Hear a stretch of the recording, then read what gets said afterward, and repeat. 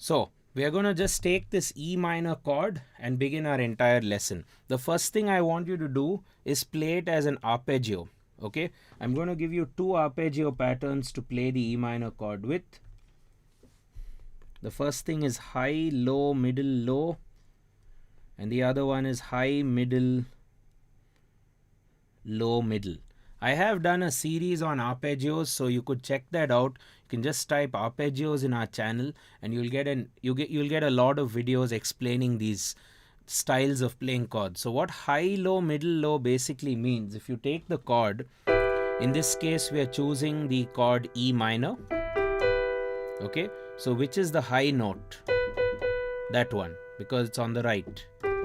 This one's the middle note, so we say M. This one's the low note, so we say L. So the first pattern is going to be high, low, middle, low. So that will be, high, low, middle, low. So this is your E minor chord. This is the high, this is the low, middle, low. Repeat. High, low, middle, low. High, low, middle, low. This is the first thing I want you to try and do. Just keep that E minor going.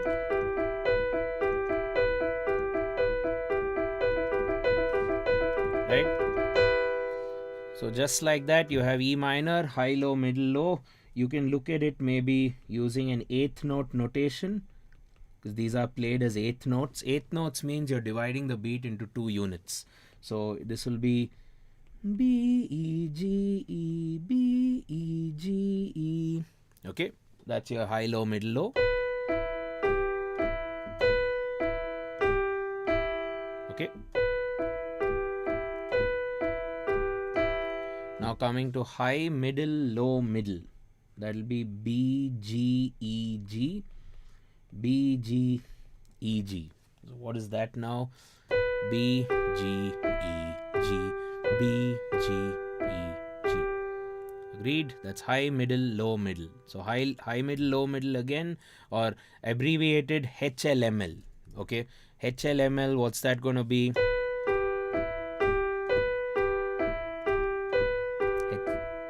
Okay, that's HMLM. I said when I said HLML, it means HLML. That's high, low, middle note, low note. High, low. So this is the first thing to keep. We'll try and keep this throughout our lesson.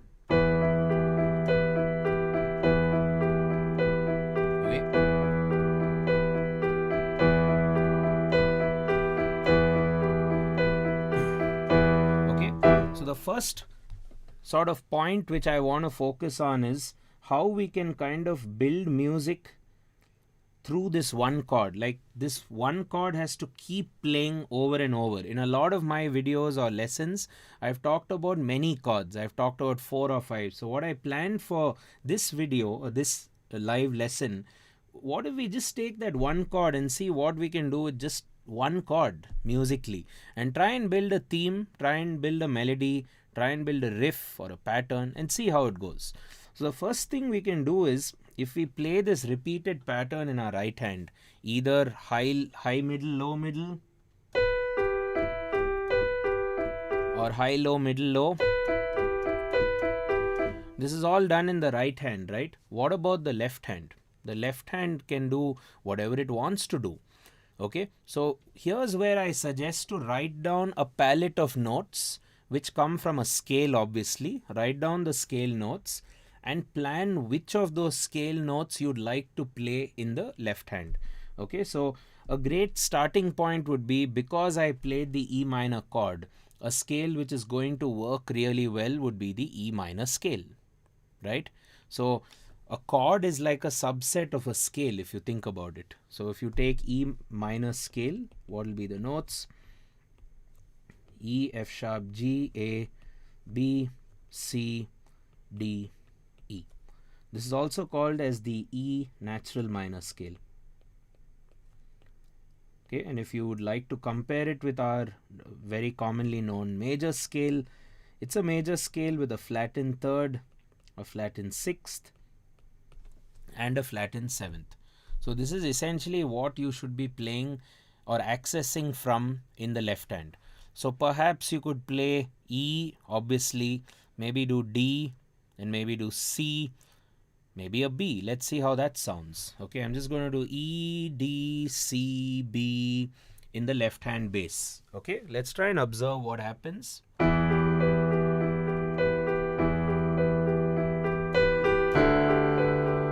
D,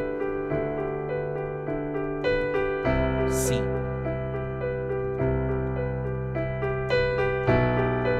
and B goes on. Okay, and repeat. D, C, B, maybe do a G. A, B, C, D, E. What am I doing in the right hand? Just E minor. Right?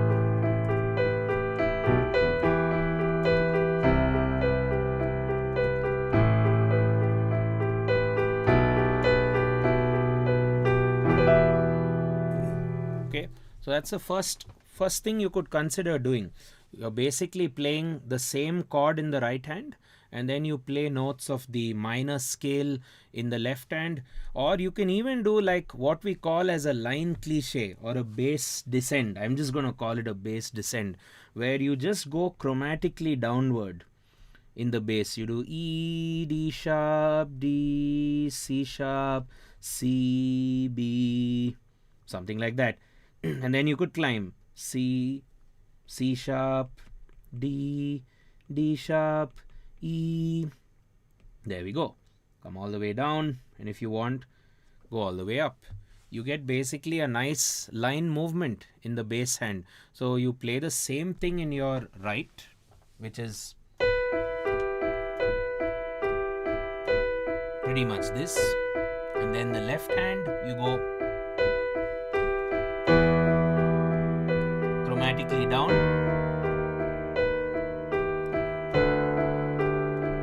further down,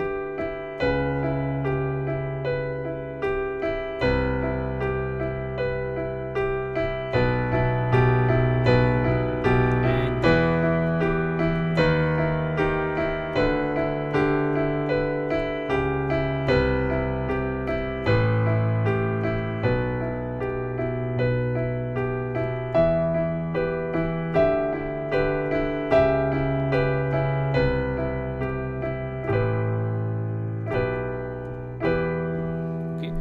now you may be also observing in my left hand, I'm playing the chords as octaves. I'm using octaves in the left hand to play the chords. So yeah, that's basically what's happening. So you could use your octaves in the left hand and it'll sound a lot more richer or a lot more fuller, right? Sorry, I think my streaming is acting up because of two apps streaming parallelly, which I haven't tried before. So I'm just going to request the Zoom users, if you can watch on YouTube, it'll be very helpful. That's okay. Right? Sorry about that. I'll connect with you guys next week. Thanks.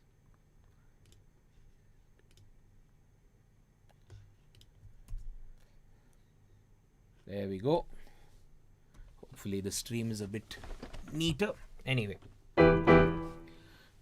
Right, guys, so what have we done so far? We have E minor, D, C sharp, C, E, B, C, E. Okay. So what did we do in the right hand? Just pretty much one chord, E minor. That's E, G, B. And then we played it with two of these patterns. We did B, E, G, E, B, E, G, E. Then we did B, G, E, G, B, G, E, G. Okay, let me try and demonstrate this once more because I may have been a little bit glitchy a bit earlier. So I'm just going to show you again. So in conclusion, or to recap, what have we done so far? In the right hand, you want to play the E minor chord, which is E, G, B. E minor chord, E, G, B. Super easy. Then you arpeggiate it or move it using arpeggio patterns. The first arpeggio pattern would be high, low, middle, low, high, low, middle, low, high, low, The second arpeggio pattern would be high, middle, low, middle, high, middle, low, middle, high, middle. Okay. And in the left hand, you're basically going to just be experimenting between various notes of the chord, or rather, my bad, various notes of the scale. So in the E minor scale, I've just written that down. This is the E natural minor. You have all these notes. So you're just going to toggle between these notes in the left hand. One very cool movement would be to do all of the chromatic descents. This is not really part of the E minor scale, but you get the idea. Even something chromatic will sound awesome. Okay, so the first thing I did was stick within the scale and do a descending pattern like maybe E, D, C, B. Okay, let's just write down some of those patterns for you.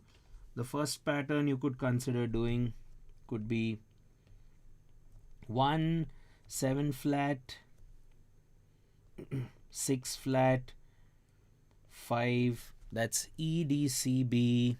Okay, you can also do a few very common patterns like 1, what is this note? Flat 6, right? Flat 6. Then what do we do? You can do a flat 3. And then maybe end with a 7 flat.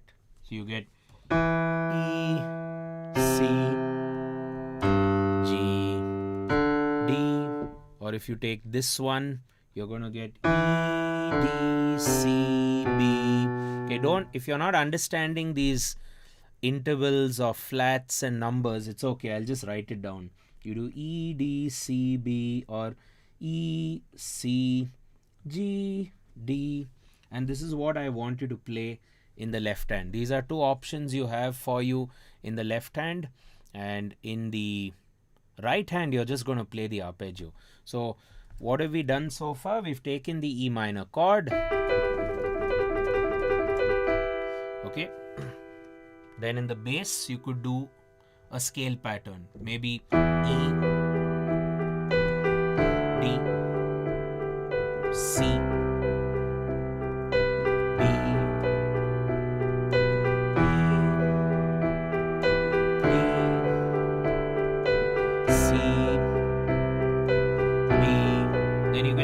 popish by doing this one, E, C, G, D. Let's see how that sounds. E, C, G, D, E, C, G.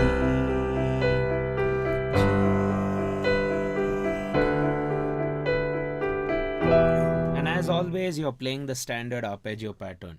Now, if you've tuned in just now or something, you may be wondering, why am I just playing one chord in the right hand? The whole idea behind this whole objective is to create very thematic music and start being very creative on the piano, especially when you don't have a lot of information, when you don't have, in this case, you have one chord. The whole lesson is one chord. That's all we are going to do. So when you have limited information, you have to sort of force the creativity out of the artist, which is you in this case. So what I want you to try and do in the left hand is to drive and to tell the story and to move the music, while the right hand is just going to hold this simple chord. Right? Just hold that chord. And the left hand is going to tell the story. So that is basically part 1 of what we are trying to get at. So what are we trying to do in part 1 or step 1? Play chord in right hand as arpeggio, and this is a static chord, it's not going to change. Okay, and then the left hand, what are you going to do? Left hand explores bass notes of either the scale of interest which you're in currently, or you can just go all over the place, which I'm going to write as chromatic. Chromatic basically means all over the place, right? So this is what the left hand would be ending up doing. Right hand plays chords as arpeggios, left hand explores bass notes of the scale or chromatic. So yeah, I'm just going to take a couple of questions before we move into the next part.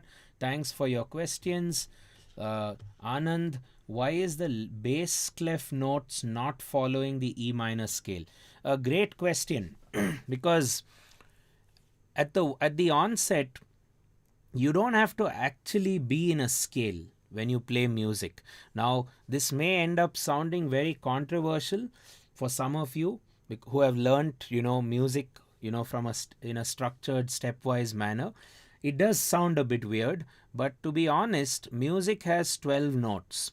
So what's actually happening is when you play this static chord, all the 12 notes in your left hand are trying to have an interval relationship with respect to stuff which you're doing in the right hand. So when you do D, there's a certain sound, there's a certain vibe being created. It's a little bit more tense. This is also a bit more tense. This is a bit more relaxing, while this is a bit stable.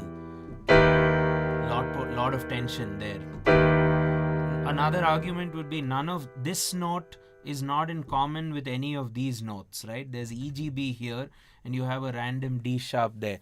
So together it comes together really well. Like for example, if you play like the world's most famous song ever, arguably, and play it the same way on the piano, which is ideally perhaps supposed to be played on the guitar.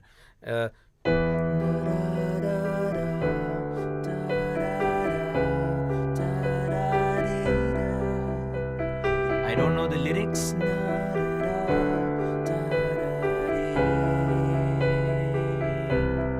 it can be a great tool.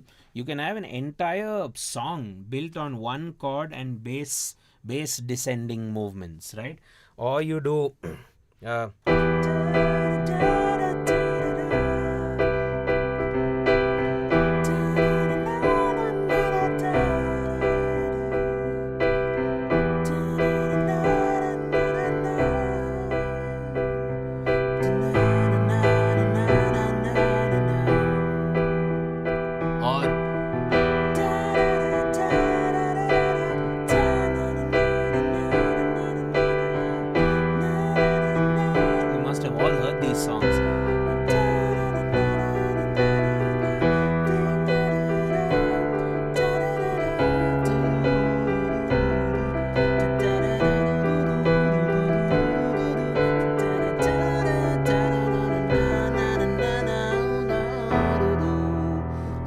arpeggio going, and you have like a rock ballad vibe right here. You also have like a very movie like or a very thematic vibe which you can use for like background scores and stuff, hopefully, right? So this is the first thing.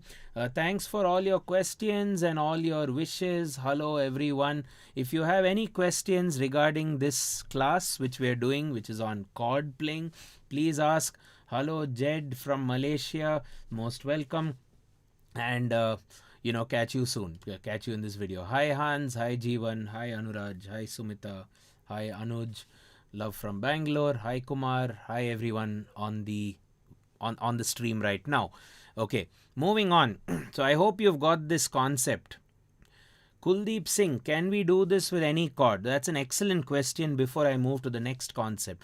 So he asks, can I do this with any chord? Well, you should ideally focus on doing this with the stable chords like the major and the minor. Start with that. But however, there are so many songs which actually do this with unstable chords. For example, the suspended chord.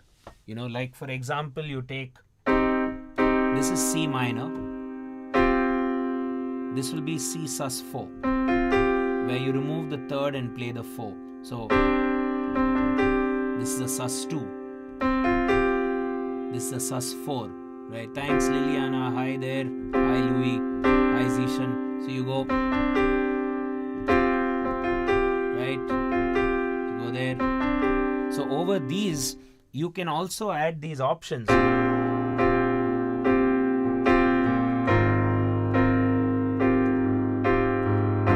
Work works well with sus chords. So I found that this technique of a static chord in the right hand will work great with a major chord, will work great with a minor chord, and yeah, it'll work even with a sus chord. So just to mention, there are a lot of videos on YouTube which I focused on these similar concepts. In fact, I have a lesson called as static chords. I have another lesson where you can just search for suspended chords on the YouTube channel. Just type that and you will have more creative options. Varun asks, how are you able to sing so effortlessly while arpeggiating? Well, it comes down obviously to practice, Varun, but it also comes down to what you set yourself to do on the piano at the very beginning at the word go.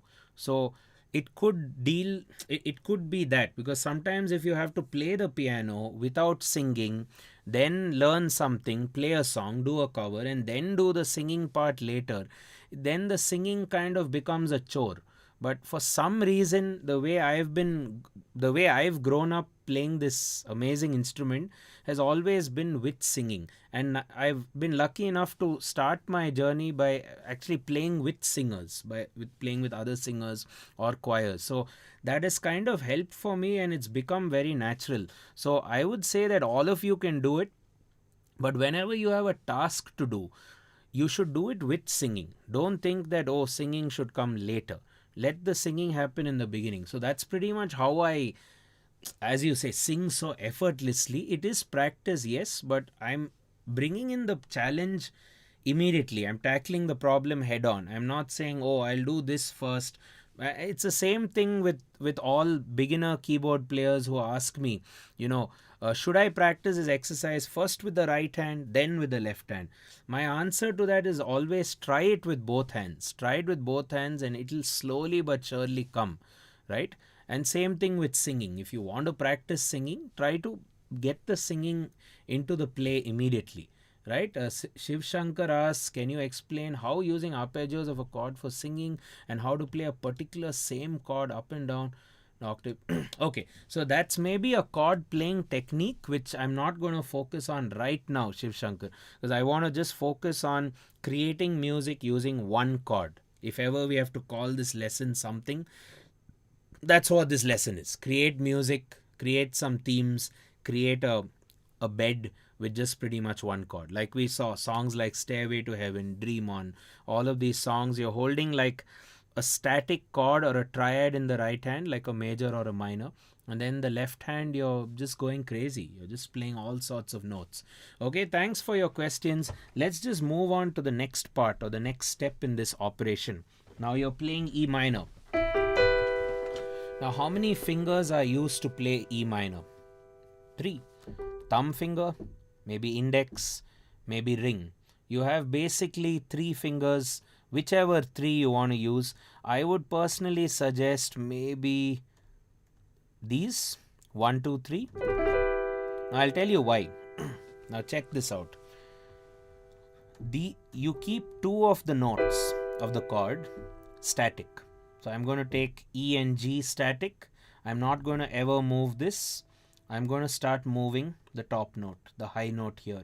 So by moving the high note, you start getting melodic possibilities, which I'm going to show you now. So let's try out a few options.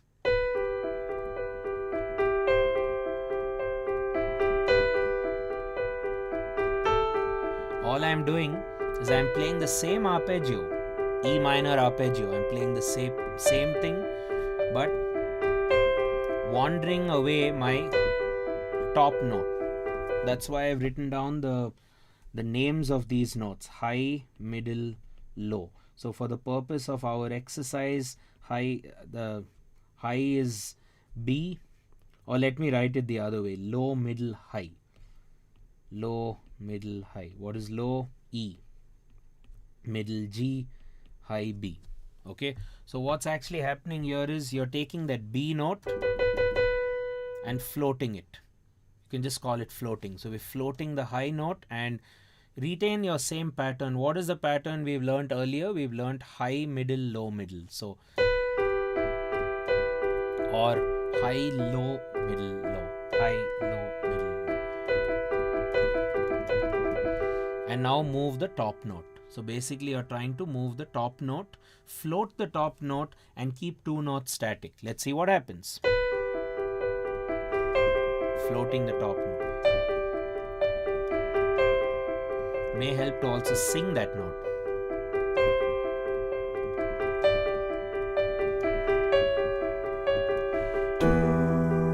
And yeah, as I'm doing now.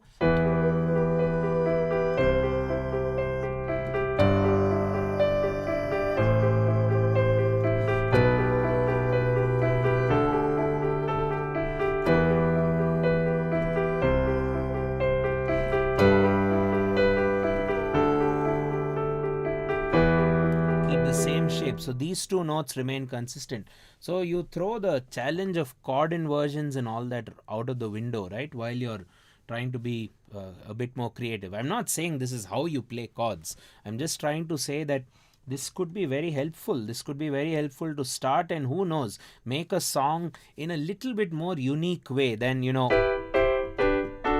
the standard chord progressions. So instead of that, we do. And there are songs which have definitely taken some advantage of this concept. There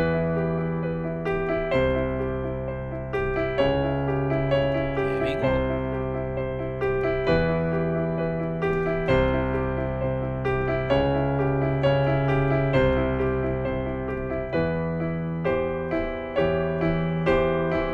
Just moving the top note.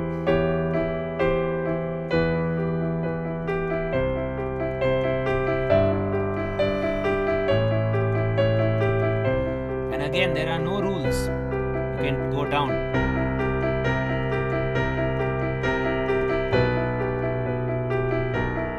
Add some tension with that B flat, which is a tritone.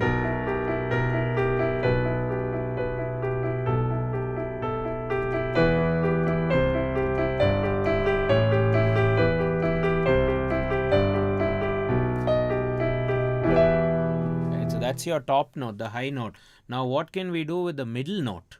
We can do a little bit more. We can't do a lot actually with the middle, because the middle just has these wandering areas. You can go. So what is my middle note? E minor chord, G. Okay, I hope all of you are with me so far. First we floated the top note.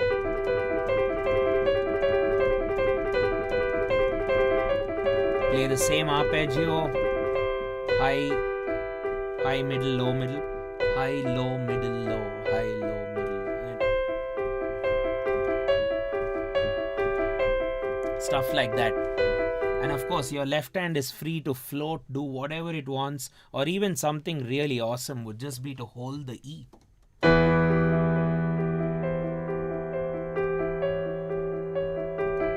Till you're comfortable.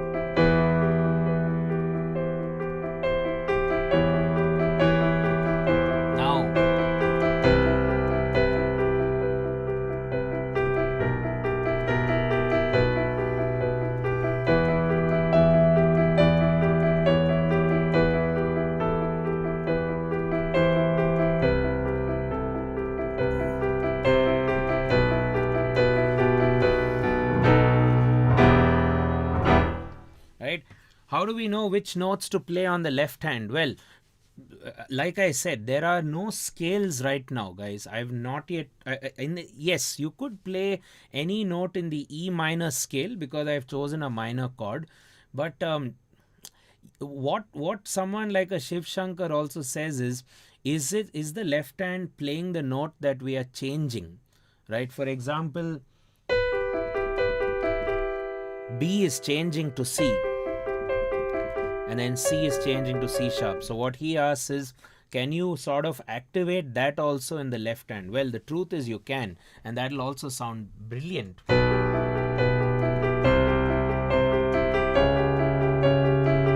can do that, or you don't have to do that. You can either follow, like I'm trying to say, it will work in either which way. So you need to explore. You need to basically experiment with this stuff. It's one chord there, one arpeggio pattern, and so far what has happened, we've moved one finger, the top finger, which is either the ring or the pinky, that area, the high area. Now coming to the middle area. Okay, so let's see what we can do. First of all, I'd recommend you to keep all the three middle fingers ready when you're playing in the middle area, and you can do stuff like this. This is the G which I need to keep messing around with or changing. Let's see how it goes.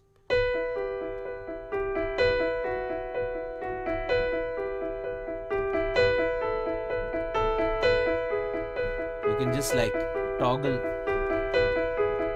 between all the notes.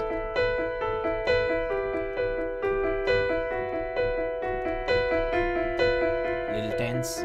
Or you can just take that note A, G, F sharp and roll with this. I'm thinking of C in the bass.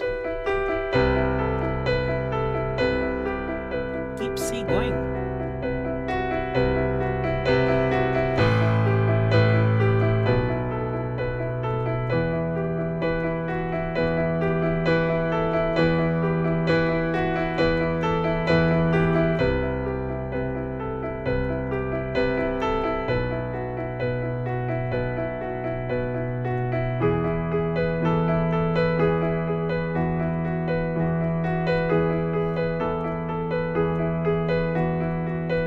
It's still either an E minor chord or maybe even an E major chord. Okay, and then we have one more interesting thing to do. We can then start floating the thumb finger, right? So we floated. It's basically quite logical, I hope. Float this guy, middle one, and now we float the bottom one. And where do we go?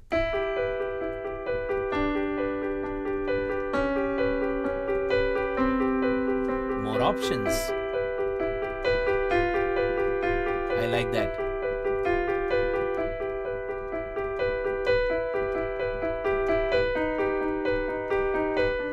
A lot of guitar players do this, right? Keep two notes static. Again, this whole concept is you keep two notes static. So in this case, the top two notes of the E minor chord are kept static.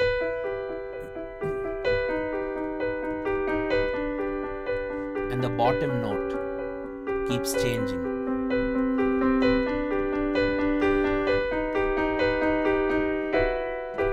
Okay, so you float the top one, float the middle one,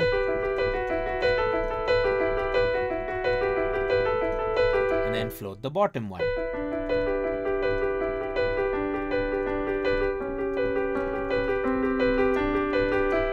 And there we have it. Okay, so this is the second step or the second challenge for you over the same one chord exercise, right?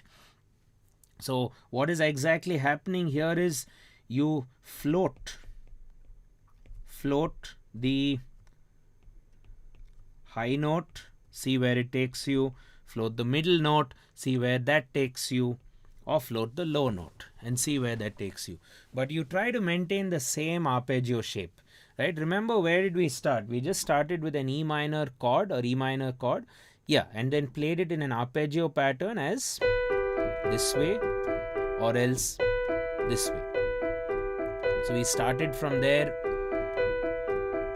and so on and so forth. And then we start floating either this one, or this one.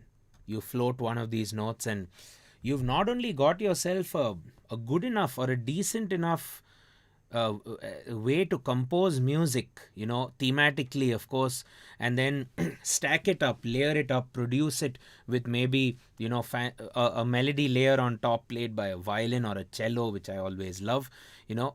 Now, if you're not going to use it to compose, or if you don't want to use it to compose, you never know. It may just come to you. The song might just come to you. But having said that, it'll also be a great workout for your fingers. Because if you keep two notes pivoted, arpeggiated consistently, great for the muscles, and one finger keeps moving around. So it can train your note recognition, it can train your finger movement. So it's, if not anything, it's quite a good workout for the fingers. So whenever you do practice on the piano, that is another point of this whole class. whenever you practice the piano, try to make whatever you do on the keyboard during that half an hour or that 45 minutes or that 1 hour spent, try to make it as creative as possible. Try and make something which maybe you can record on your phone and listen the next morning and enjoy it, because ultimately music is about making something. It's art. You're trying to create something. So if you keep watching some YouTube video or some lesson, or learn from someone, read some books, and you get these exercises, right? So for example, Harshil asked this question, how to improve at Hanin. Well, again, I honestly don't have the answer to that. All I will say is the Hanin books or the Zerny books or any of these books give you these exercises which you have to just keep practicing, but they don't tell you how to use that to make a song or to make a composition or make a movie theme or make a film score. I think that should be taught, because if you look at the guitar, if you look at the saxophone, if you look at the flute, the trumpet, if you look at these instruments, the whole point of the exercises we play on those instruments is the exercise only sounds good. You can put the exercise up on your Instagram and say, hey guys, I composed this today, and people never know it's an exercise. But sometimes piano players get into a shell where we have to do everything as an exercise, get a bit out of that. Awesome. So I will move to the last point for this lesson. Before that, I'd like to take a couple of questions from you all. Thanks again for all your questions, and this is question time. Whoever's watching, please type your questions so that I don't have to keep stopping the class and then checking the questions, because I would love to answer all your questions. Okay, thanks so much for all your kind words. Max one likes the fact that I'm playing on E minor. Well, yeah, I enjoy those particular scales. You guys should check out some of my riffs where I generally play on those scales: E minor, F minor, G minor, and so on. Right? I will come to some of your questions which are not related to this lesson a bit later. Hi Jason, can you make something on target notes? Well, I will definitely make a lesson on target notes. But even here, if you kind of use the same exercise, you can look at this as the floating note. I'm just calling it the floating note. So you go. Now, if I want to do like a target note, maybe what you're trying to hint at is passing and landing. Landing will be called your target, or a chord tone, right? So if you look at it as passing tones and landing tones, I have done a lot of videos on this, guys. You need to go through the YouTube channel. There have been lots of videos apart from those riffs which I just want to do every day. There are a lot of lessons on these theoretical subjects. So what you could do to bring out the correlation between passing tones and landing tones, you could do.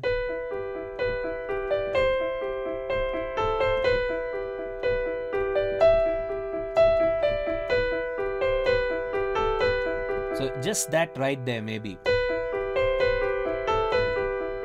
So it starts with E minor, but now I want this melody.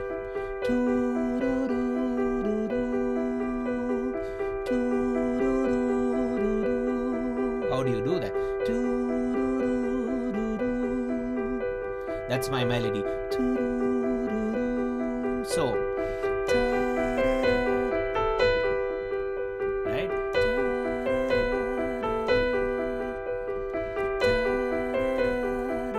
That's how you practice. Same E minor, but that becomes a pass, that becomes another pass, and that's your land or your target note, as you may have asked in your question.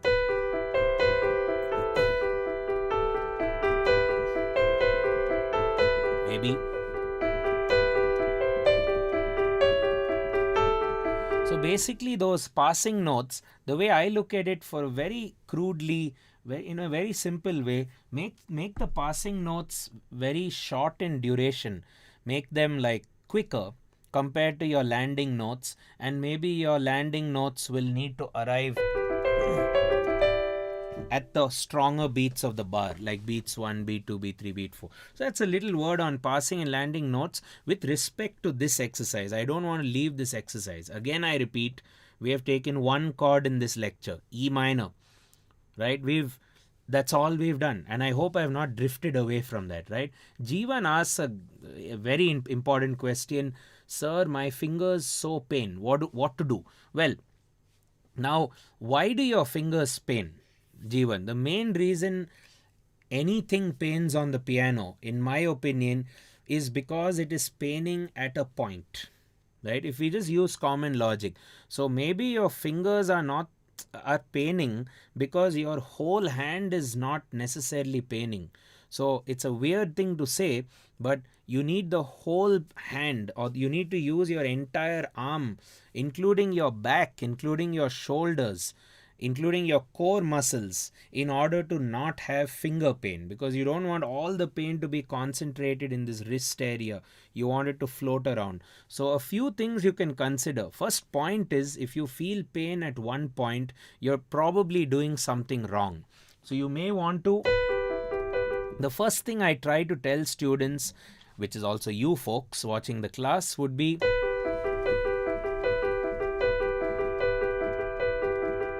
just move my wrist this way.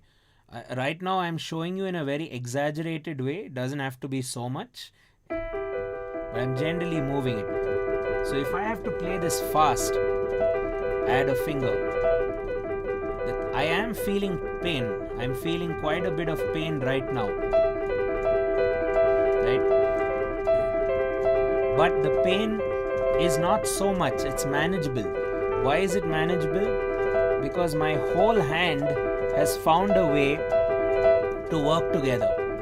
And not only my hand, if I sit straight, I feel that my whole body, my whole upper body is helping the cause. Okay. Another thing you want to not do is don't droop the shoulders. Then you put your entire burden on the forearm, and also don't drop your wrist. That is another important problem. Don't drop the wrist so much, right? So basically speaking, pain will come. It's a sport. Playing music is as challenging, I guess, as playing some kind of a sport. It's a physical activity. So if something is paining, you have to kind of deal with it. So a good trick, if I have to give you one quick trick, it would be just float the wrist. Float the wrist and it'll be quite helpful. Okay, and don't over drop the wrist. Don't drop the wrist so much. I'll just take a couple more questions. When you were floating the middle note, you ended up playing E major in the right hand. Yeah, I did. Does that affect the coming back home to... Yeah, it will sound a bit odd. I think major and minor... What did I do there?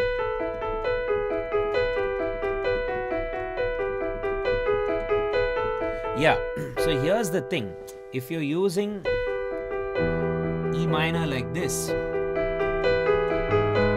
and then you use E major, and then go to another chord, A minor, then it would work really well, because this E7th or this E major is a dominant chord or a secondary dominant of the A minor. So it depends on where you're going from there. Okay, so if I'm using this and that together, maybe I want to think of one more chord or a couple more chords, if you will. So I hope that sort of answers your question. Can you add the left hand in this exercise? Yes, Mr. Babu. I've been doing that for pretty much this whole video. But the left hand, all you have to do is write down the scale and explore.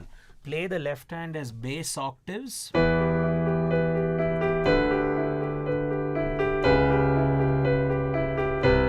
we go.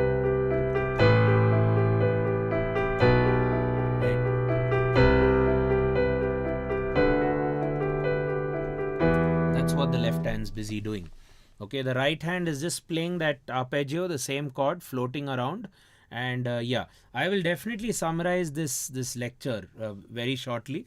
So just do stay tuned. Don't leave the lesson. There's one more part which is really, really important. So hang around. Okay. Yeah, it's the same point. Pain, maybe I'll do a video, or I'll do one video on posture very soon. At least the kinds of posture which I tend to follow. you can focus on that, right? So before we do the last kind of way to explore your thirds, rather the last kind of way to explore the improvisation over one chord or composition over one chord, hang on just a moment. There we go, just fixing some trouble. Yeah. Okay, so before we do that, a lot of you have been asking for our email ID, how you can get in touch with us, blah blah blah. So I just like to quickly comment on that for a few seconds. If any of you want to learn music with me in an extremely structured way, there are, I would say, maybe 3 ways to get the to get the process across. Okay, the first way is you can basically join our foundational program at our music school called Music Method. Music Method is a 4-month course. It used to be a performance-based course where we actually put you on stage and organize a concert for each and every student. Now it's of course a virtual course owing to the current situation. Yes, because of the problems at hand, you can't go out of your house, and also the fact that we've now been very fortunate to now have a global audience. It's not just students from Bengaluru or the south of India or even India. We've half of our students, or I would even say more than half, are not from India, which is quite awesome. But for the rest, for everyone to know, we are an Indian music school. We are from Bangalore, which is a city in the south in the state of Karnataka. Okay, so that's one way. You could do a regular foundational course. You can send an email to music@nathanielschool.com. I've typed that somewhere. It got disappeared somewhere. So I'm just typing that again for you. You could probably send an email, and a great way to interact with me, first interaction is, if you already play the piano, send me a video of you playing the keyboard. Anything you enjoy playing, don't feel shy, send anything you want, and that'll allow me to assess your level. Don't tell me which book you learned from, which course you did. Doesn't help me much, because my style of teaching is not the traditional way. It's for your journey. I try to customize it for you and not for the exam you're trying to write. I don't really care about that too much. I want to see how I can improve your playing, because ultimately I'm teaching you. I'm not teaching for something. I'm just teaching for you to play better. So send a mail. If you're a beginner, just tell me you're a beginner. I'll rope you in to the foundation program. We have batches of very limited seats, so try to join the bus whenever we start. If you're an intermediate student, I've put out a post. You can check it out on the community. There's a form you can fill where we've introduced this thing called the piano gym, where I'm taking in a handful of seats for that module. And I also have something called as the music factory, where we explore advanced concepts of music. We explore things like, like some of you have been asking in this lesson. We explore quite a few advanced topics. We also get into artist analysis. We study artists like Queen. We've learned songs like Bohemian Rhapsody, and we are going to learn a lot of other songs as well. So yes, you can connect with me there. So foundational classes, piano gym for intermediates, music factory for more advanced learners. And if you'd really like to learn with me one-on-one, that is also fine. But try to tell me, what your schedule is. And generally, you could do the foundation course. You can do the normal foundation course. Batches are small. But if you still want to learn one-on-one, even if I'm not available, there's an entire team at our music school. Our music school is not just me, right? My mom is the Western vocal faculty. We also have Shami Mohan, who also teaches vocals. We have guitars, we have bass, we have an excellent bass faculty. We have an excellent drum faculty. We have even Hindustani vocals at our school. So feel free to learn anything. You don't have to just learn piano. I'm not the only teacher here. I just happen to be the guy who does a lot of these YouTube interactions. But I'm not the only teacher at Nathaniel. Okay, so write to us with what you want to learn. Fill up that. You don't have to fill up a form. Just write an email to music@nathanielschool.com. Right? Great to see a bass player, Michelle. Great. You can send us a mail and probably we can hook you up with our teacher and you could do our bass course. We have a very strong music method bass program. We are one of the few schools in India who actually teaches bass in a very academic structured way. We have a 1 year curriculum, or you can look at a 4 month curriculum. Okay, that's enough about our courses and our school. If you have any further questions, like I said, hit the email music@Nathaniel. I'd like to do one more small thing before we conclude. Rather, it feels small, but it's quite powerful. So far, what have we done? We've taken the static chord. We've not done much with it. We've just changed the bass. Then we floated the top note, floated the middle note, and floated the bottom note. And now what happens? Right? We are in Brigade Road, Simon. But anyway, now I don't see the point, I guess, because we are all under lockdown. So, yeah. Send it to the ID music@nathanielschool.com. Okay, now get back to the lesson. I'm even telling myself that. Let's get back to the lesson, finish it off, and then I'd leave the house open for a couple more questions and then we'll conclude. Okay, so you take E minor chord and you need to learn how you can build something called thirds. Okay, now there are two thirds in life.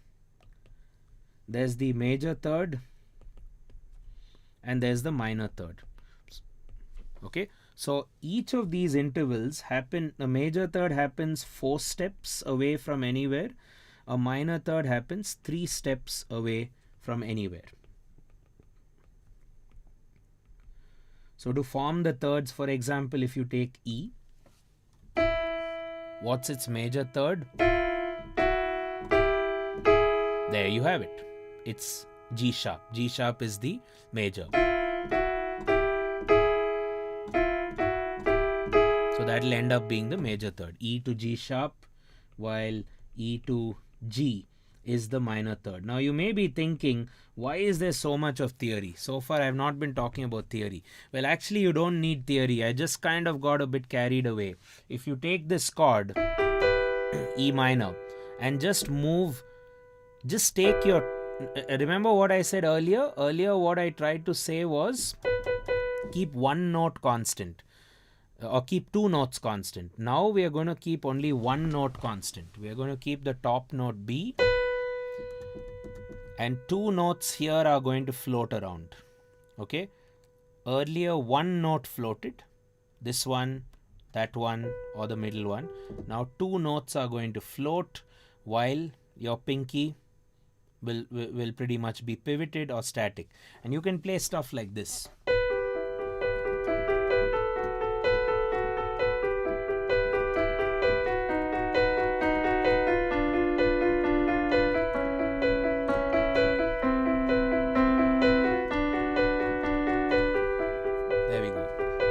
You're actually generating other chords now without really knowing it. So the way I like to look at this is, look at your hand from top and just make sure that there's a minimum separation of 2 notes, or rather 1 note. There should be 1 note in between and you've got yourself a third. So even if I take D, how do you get a third from D? Not that one, not that one. That one works. That one works. So you need to now see which sounds you like and keep moving these 2 fingers down. Of course, you can't keep moving it all the way down because your hand doesn't stretch that much. So we go.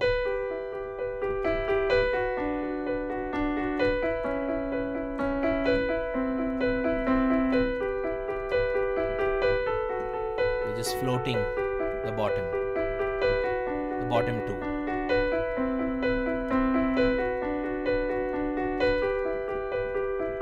And these are all thirds. E to G, F sharp to A, E to G. You can do E to G sharp, into F to A flat,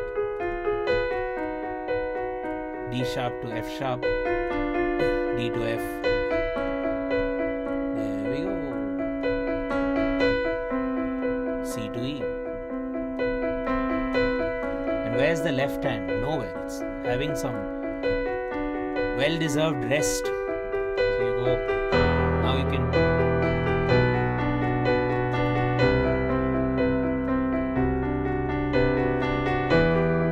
bring in the left hand.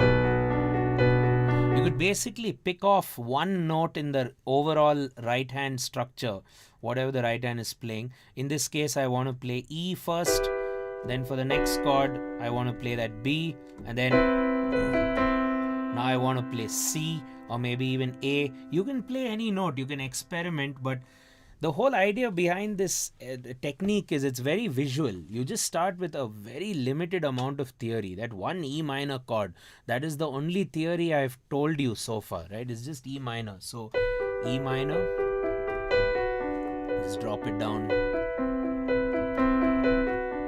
Go on.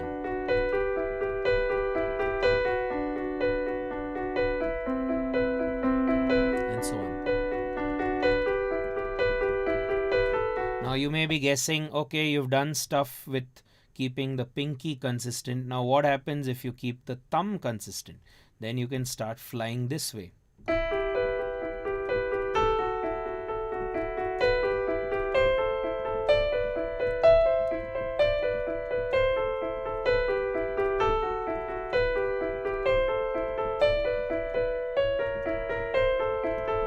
It all kind of works. Remember that rule for playing thirds.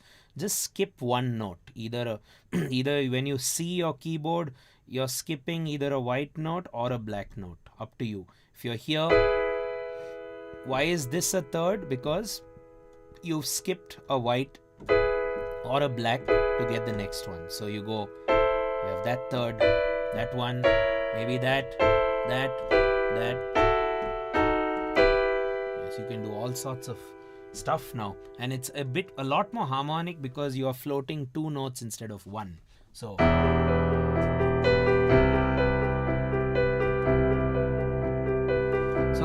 I'm just going to recap all that we've done and try to graduate it slowly to the conclusion, which is using thirds. The first thing we did was so this is a revision, by the way. So the first thing we did was we kept a static E minor chord and enjoyed our left hand and saw how the left hand merges with the static right hand. The right hand is entirely static. So you go,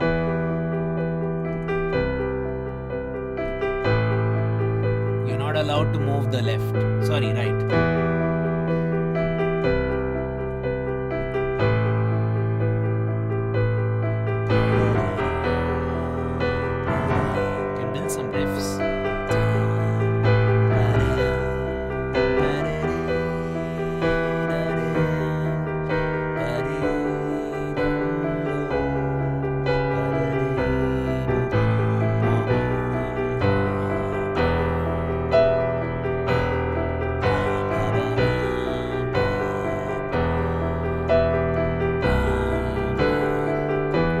Start floating the right hand.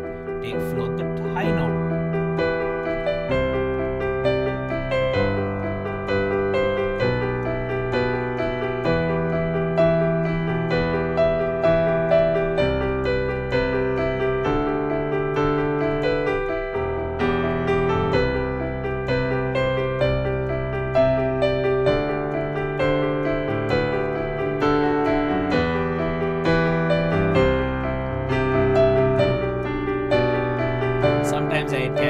That's the high, then you float the middle.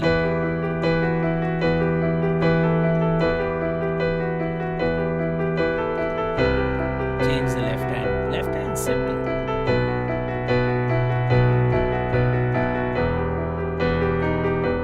Left, I'm rather the low note.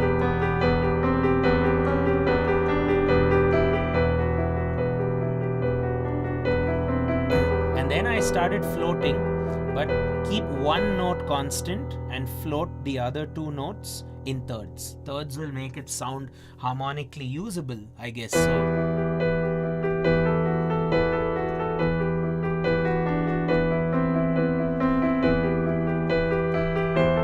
Go higher, float higher, and keep the thumb pivoted.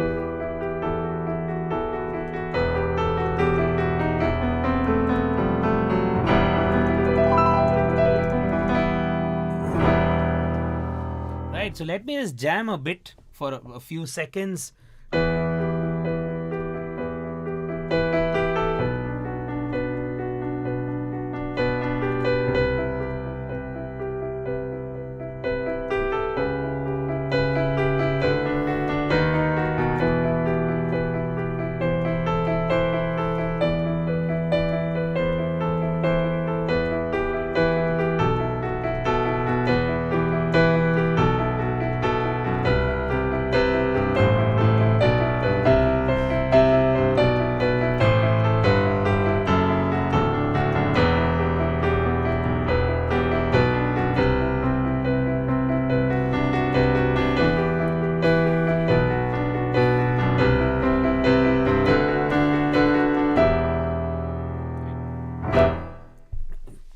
Right, guys, so that's pretty much about the lesson we have had on thirds. So thanks a ton for tuning in. Thanks so many of you for staying on for so long.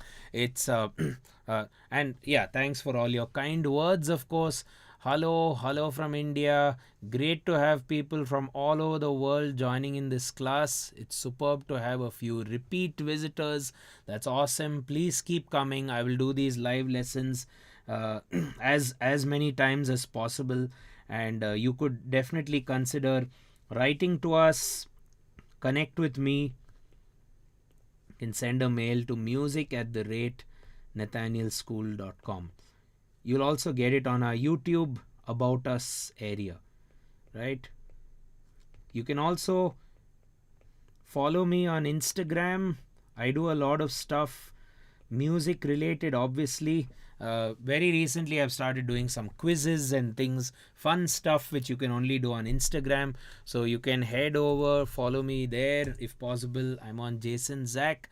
And also what I tend to do with all of these lessons in the past, from 2020, maybe a little before, I do the lesson and I'm very used to writing my notes. So even in this lesson, I have all these notes which I'll be happy to give you. It'll be quite useful, and some lessons will have a booklet worth of notes. So it'll be good to grab your hands on those every time it comes out. And anytime I release a video on YouTube or anytime I go live on YouTube, I will have a supplementary set of notes which you can follow, and that can be visited on our Patreon page. So do head over to Patreon and consider following our channel and subscribing to us. Your support will mean a great deal as well for us moving forward.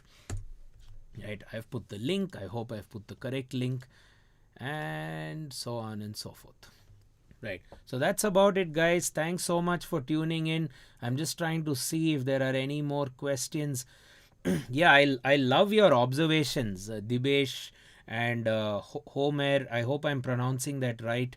Voicing and voice leading is, yeah, I mean, whatever I'm doing right now, yes, there are fancy words attached to all of this stuff, but the whole intention of this lesson is to get you actually playing it and not really wondering, oh, am I doing proper voice leading or am I doing other, advanced things? Well, you are. But that's why it sounds good. So music which sounds good is something you then want to revisit, learn, put in a textbook, learn the concept of. But with me as perhaps a more experienced musician than you, this is something we do very often.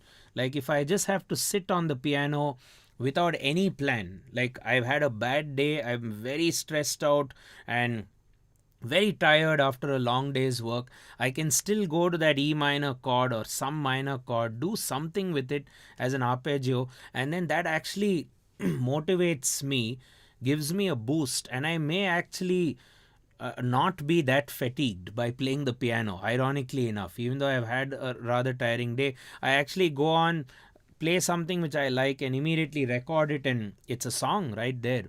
So don't think that you should always compose a song in a composer's environment. That's completely wrong. You can compose a song any time of the day.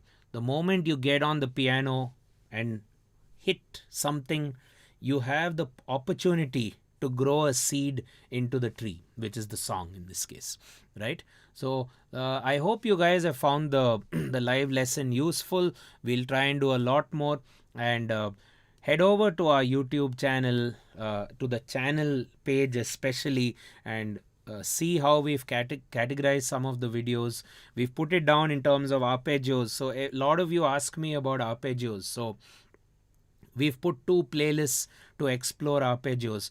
A lot of you have asked me for stuff for beginners. Yeah, I mean, there is a lot of things for beginners as well. We've put a playlist. We've done stuff on hand independence, advanced rhythms, blues, little bit on jazz, and obviously there are a lot of my riffs which keep coming out.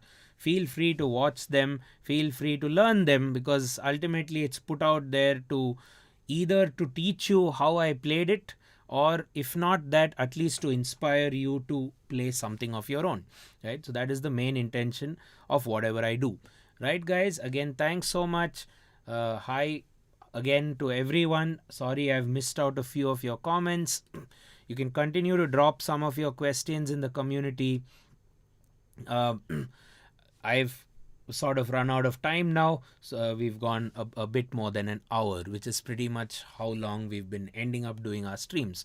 So again, thank you so much. And for all of you, more specifically for those of you in my country or our country, India, try to be as safe as possible. Don't go out.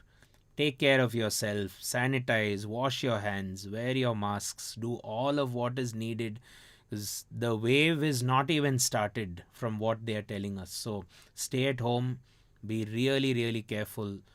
For those of you who are at home, consider yourself very, very fortunate. Like most of the country doesn't have that luxury. So if you can stay at home, just stay at home, be right there, don't go out, right? We have to fight this. I want to get on stage. I'm really bored. I've been in this one room in my house, and as musicians we want to go up there and make people dance. So please get us musicians to be able to do that very soon, right?